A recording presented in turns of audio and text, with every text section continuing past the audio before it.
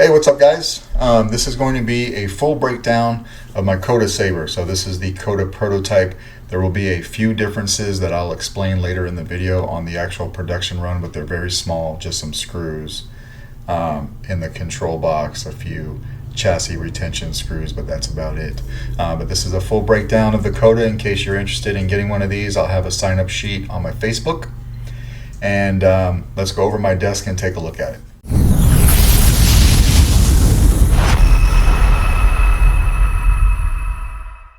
Alright guys, here is my Solo Sabers Coda. This is my new run coming out around the middle to end of January is when I expect to have them. They are actually going to be shipping me these around the first week of January, towards the end of the first week of January, so I expect to have them towards the middle. It'll give me a chance to QC all of them, and then they'll be ready to ship out around the end of January. But I wanted to show this off and do a full breakdown and show you everything to do with the saber. I'll be pointing people in the direction of this video who ask about it. So this was meant to be kind of like a Shoto piece to the Scrap Tech. I've got my Scrap Tech right here that I did earlier this year. So for a size comparison as well, right? We get all this in the frame and then put this right next to it. As you can see, it's quite a bit smaller, although it does fit still a 28mm speaker and all that, and I'll show you that here in a second. No LED cuts in the handle this time. I decided to forego that.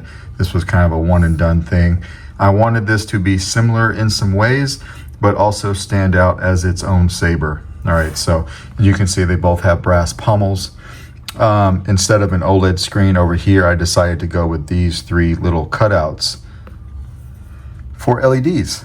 I decided to put 3 pieces of brass mesh right behind this guy, and it was designed on the inside. If you were to take this piece off, there's a big slot here, but you could take 3 regular single Neopixel accents and you could put them behind here if you like. What I chose to do is I designed a little holder that slip fits into that cutout there, and it holds an 11 pixel accent strip. So I got some pretty cool animations behind here. So there's the brass, there's a piece of diffusion, and then there's the 11 pixel strip. All right, coming over here, this is the brass blade retention. All right, so as you can see, it sticks into the blade socket just a hair.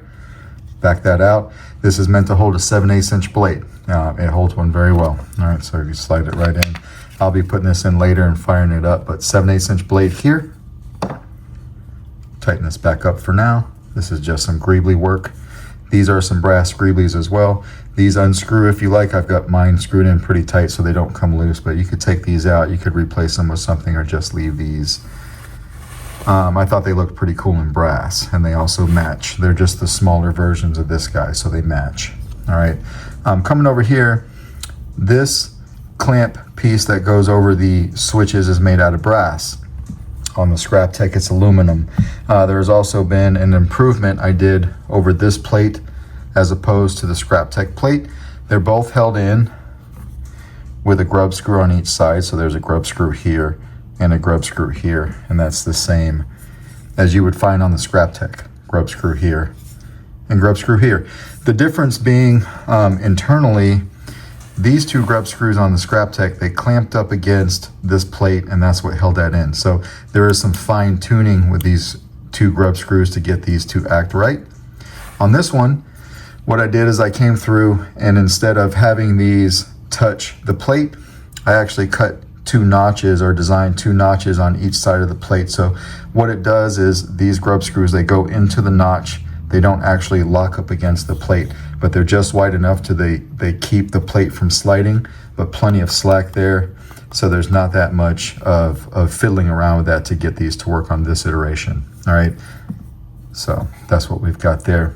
Let me put this Scrap Tech off to the side. That was just for size comparison. I did, well, let me bring it back. So I did have the handle similar minus the cutouts here. All right. That was part of the few pieces on this guy that I tried to match the Scrap Tech with. So brass pommel as well, but where the Scrap Tech was wide open, I did go with some venting here. It still sounds very good. All right. There was no Cobra Tech on the Scrap Tech, and a few people wanted one. On this one, I designed one to go here. So that's what that is. It works well with, say you got a belt clip for a Cobra Tech and it slides right on. All right. Locks in, nice and sturdy, keeps the saber away from your hip just a touch, and it comes right out. All right, so that's what we've got going on there. You can feel free to swap that out if you like, but I think it works well with the saber. All right, opening it up. This is a 2-button setup, by the way, so power being up here, auxiliary being back here, same as the strap. All right. On the actual production run, which this is not a production run, this is the prototype, these 4 Phillips head screws will be replaced by countersunk hex screws. I've already made that change. These will remain the same. So this is the shroud. These are the countersunk hex screws for the shroud. The shroud, of course, will come like this. This saber will be clean. I just went ahead and I weathered mine, put a little bit of battle damage on it. When I first decided, or when I first announced this saber, I had mentioned I may have done this in steel. At the last minute, I decided to go aluminum because that opens up some customization options for people who do acid etching. Steel can only be laser etched, and I didn't want to corner that market or not have this be able to be acid etched. So this will be aluminum, all right? And that's what that looks like here. All right, this is the brass mix chassis that I came up with for this saber. So this part of the chassis being printed in MDF, though I may print this in-house in black carbon fiber, but this main chassis being brass. I'll take a look around and I'll fire this up here for you in a second. So this is the brass chassis option that I'm offering with the saber. All right. Removable battery setup, so 18650 as always, snaps right in. Access to the SD card and the micro USB without moving the board. In fact, I think I have this board adhesed down because there's a lot of wires underneath it. Kill switch right in front of the board. We'd flip that on. And now we see the crystal chamber in motion. 28mm speaker, so I'm using a Smuggler's Outpost. This is the Elite version. I will always use a Smuggler's Outpost brand speaker with my builds.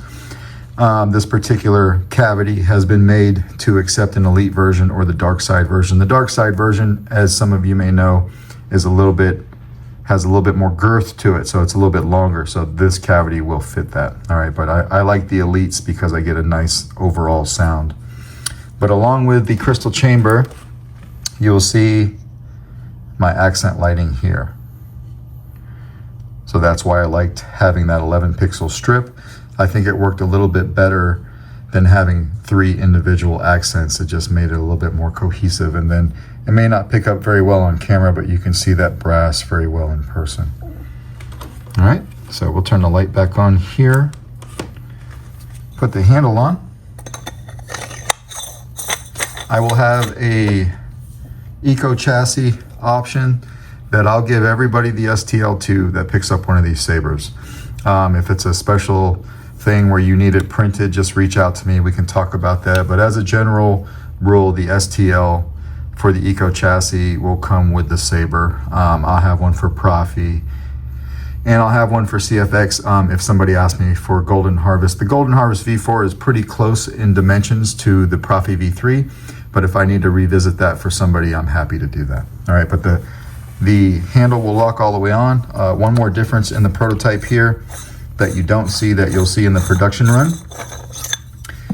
is that there will be 2 chassis retention screws on the production run. They'll be 180 degrees from each other. This particular one didn't have that, so we made that change.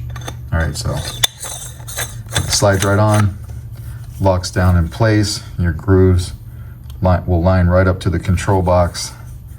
These grooves will line right up to the bottom of the saber. We can come over here and hit power. This, of course, is running. Let me turn this off. This, of course, is running the Coda sound font that my good friend Keenan over at Kasith made specifically for this saber. That sound font is currently available on his website, but anybody who picks up one of these from me will get a free copy of that. All right, so power.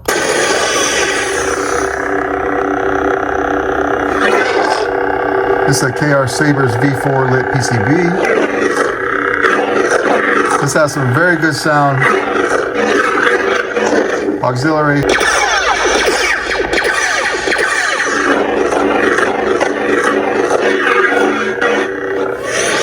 Let's put a blade in here. All right, so we'll back this out of the blade socket. 7H blade fits right in. Back that up a little bit more. Fits right in there. We'll lock it down. Hit power.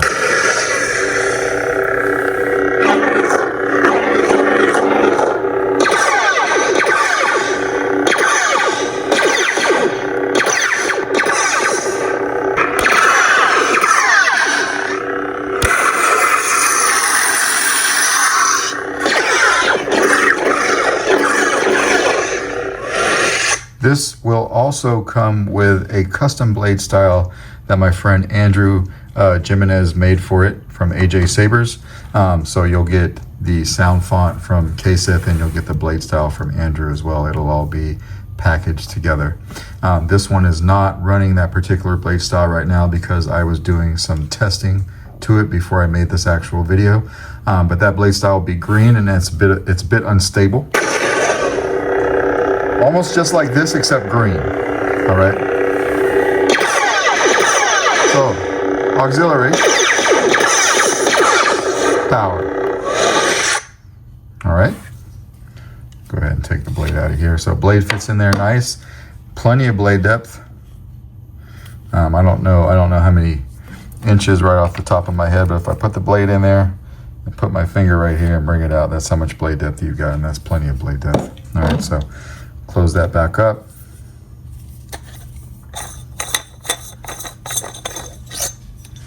Take this off. We can turn this on here.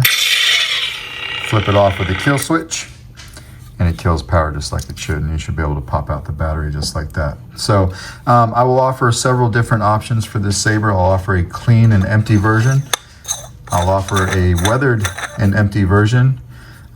Either one of those versions I can install with the Eco chassis, or either one of those versions I can install with the brass chassis that I just showed you that I designed for this. And then my good friend Rick over at Goth 3 Designs is also working on a master chassis for this particular saber. So if that's something that you want to hold out for, that's definitely an option as well. All right, but that's pretty much the full breakdown on the Coda saber. A match to the Scrap Tech, but of course you don't need the Scrap Tech to have this one. All right. One more size comparison right before we go, just so that you can see that. So yeah, that's pretty much a full breakdown of the Coda saber. I hope that you guys like it. It was a lot of fun to design. I'm looking forward to getting it out into the community. Thanks for watching.